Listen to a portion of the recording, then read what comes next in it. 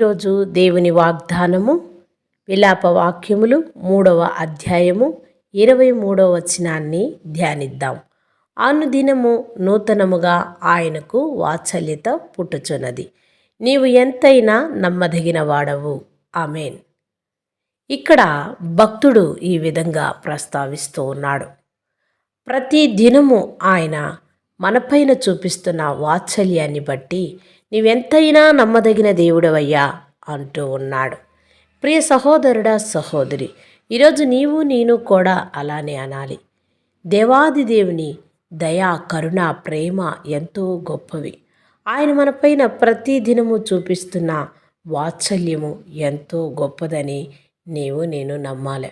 ఎందుకంటే దేవాది దేవుడు మన కొరకు ప్రియ ప్రభు అయిన యేసుక్రీస్తు వారిని ఎంతో భవిష్యత్తు తరాలకి ప్రణాళికతో ఈ భూలోకానికి తీసుకువచ్చి ఆయన ప్రియ కుమారుడి ద్వారా సర్వమానవాళికి రక్షణ ఇచ్చిన దేవాది దేవుని వాత్సల్యత ఎంత గొప్పది ఒక్కసారి ఆలోచించండి.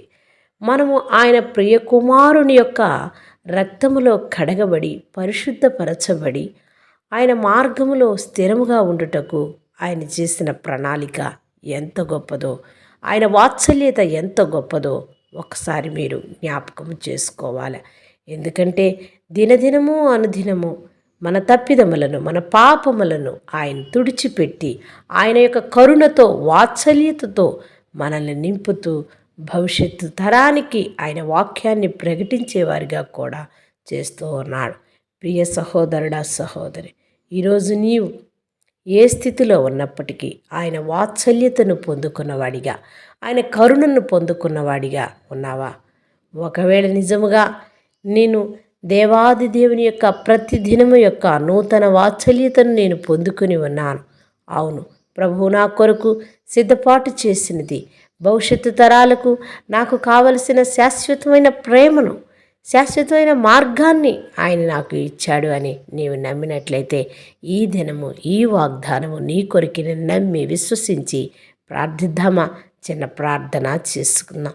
మహాపరిశుద్ధుడా, మిక్కిలిగా మమ్ము ప్రేమించే మా పరలోకపు తండ్రి, మీ దివ్యమైన పాదములకు కృతజ్ఞతాస్తోత్రములు. నాయన అయా, నీవు మా పైన చూపిస్తున్న వాత్సల్యతను బట్టి, అనుదినము నూతనముగా మా పైన చూపిస్తున్న కరుణను బట్టి మీకు కృతజ్ఞతలు చెల్లిస్తున్నాం.